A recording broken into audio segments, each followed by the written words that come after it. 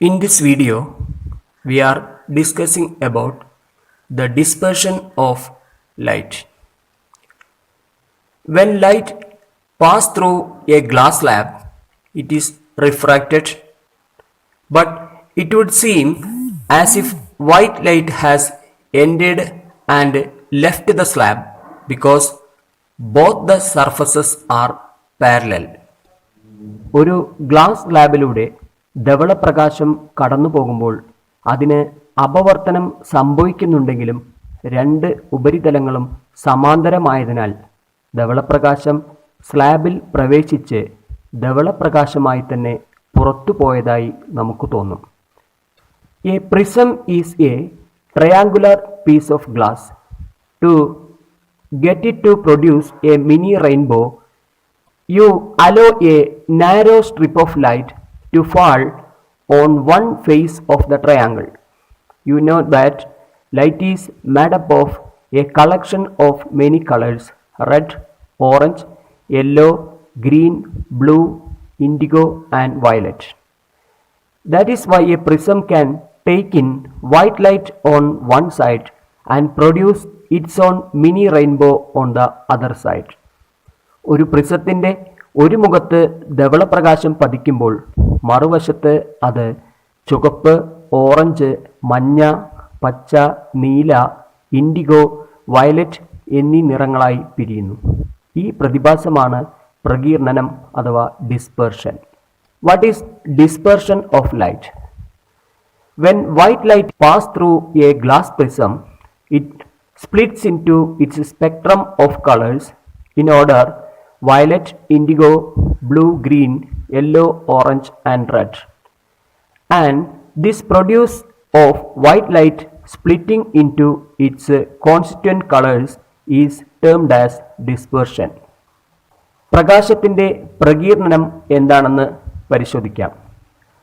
ഒരു ഗ്ലാസ് പ്രിസത്തിലൂടെ ധവളപ്രകാശം കടന്നു പോകുമ്പോൾ അത് violet, IndiGo, blue, green, yellow, orange, red ക്രമത്തിൽ വർണ്ണരാജിയായി വിഭജിക്കപ്പെടുന്നു. ധവളപ്രകാശം അതിൻ്റെ ഘടകവർണ്ണങ്ങളായി വിഭജിക്കുന്ന പ്രക്രിയയാണ് പ്രകീർണനം എന്ന് പറയുന്നത്. Refraction of light through A prism. How light refracted through A glass prism. When light travels from one medium to another, the speed of its propagation changes. As a result, it bends or refracted. Now, when light passes through a glass prism, it is refracted towards the base of the triangle. Refraction of light through prism well illustrated in the diagram given. The different colors in the spectrum of light have different wavelength. Therefore, the speed with which they all bend varies depending on this wavelength, where violet bends the most, having the shortest wavelength, and red bends the least, having the longest wavelength. Because of this, the dispersion of white light into its spectrum of colors take place when refracted through a prism. പ്രിസത്തിലൂടെ പ്രകാശത്തിൻ്റെ അപവർത്തനവും പ്രകീർണനവും എങ്ങനെ സംഭവിക്കുന്നു എന്ന് നോക്കാം. പ്രകാശം ഒരു മാധ്യമത്തിൽ നിന്ന് മറ്റൊരു മാധ്യമത്തിലേക്ക് കടക്കുമ്പോൾ അതിൻ്റെ വേഗതയ്ക്ക് വ്യത്യാസം സംഭവിക്കുന്നു. അതിൻ്റെ ഫലമായി അപവർത്തനം സംഭവിക്കുന്നു. അപ്പോൾ ഒരു പ്രിസത്തിലൂടെ പ്രകാശം കടന്നു പോകുമ്പോൾ അത് ത്രികോണത്തിൻ്റെ അടിഭാഗത്തേക്ക് തിരിയുന്നു. ചുവപ്പ്, ഓറഞ്ച്, മഞ്ഞ, പച്ച, നീല, ഇൻഡിഗോ, വയലറ്റ് എന്നിങ്ങനെയുള്ള നിറങ്ങൾ അടങ്ങിയതാണ് ധവളപ്രകാശമെന്ന് നിങ്ങൾക്ക് അറിയാമല്ലോ. വ്യത്യസ്ത നിറങ്ങൾക്ക് വ്യത്യസ്ത തരംഗദൈർഘ്യമാണുള്ളത്. അതിനാൽ ഈ തരംഗദൈർഘ്യത്തെ ആശ്രയിച്ച് അവയെല്ലാം വളയുന്ന വേഗതയും തോതും വ്യത്യാസപ്പെടുന്നു. ഇവിടെ ഏറ്റവും കുറഞ്ഞ തരംഗദൈർഘ്യമുള്ള വയലറ്റ് ഏറ്റവും കൂടുതൽ വളയുന്നു.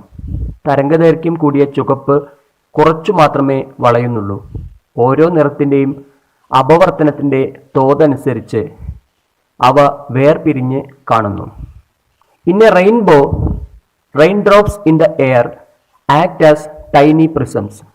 Light enters the raindrop reflects off the side of the drop and exits.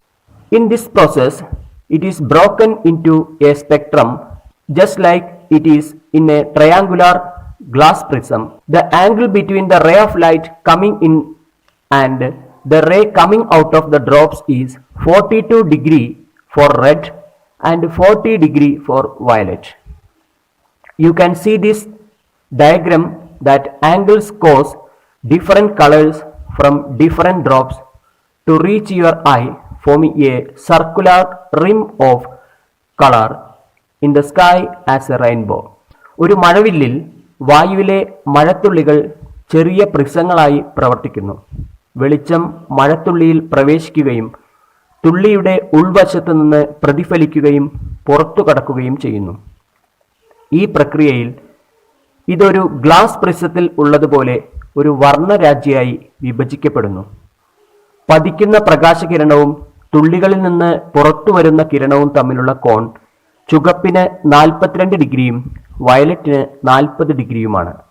വ്യത്യസ്ത തുള്ളികളിൽ നിന്ന് വ്യത്യസ്ത നിറങ്ങൾ നിങ്ങളുടെ കണ്ണുകളിലേക്ക് എത്തുമ്പോൾ ആകാശത്ത് ഒരു വൃത്തചാപത്തിന്റെ ആകൃതിയിൽ മഴവില്ല് നമുക്ക് കാണാനാകുന്നു.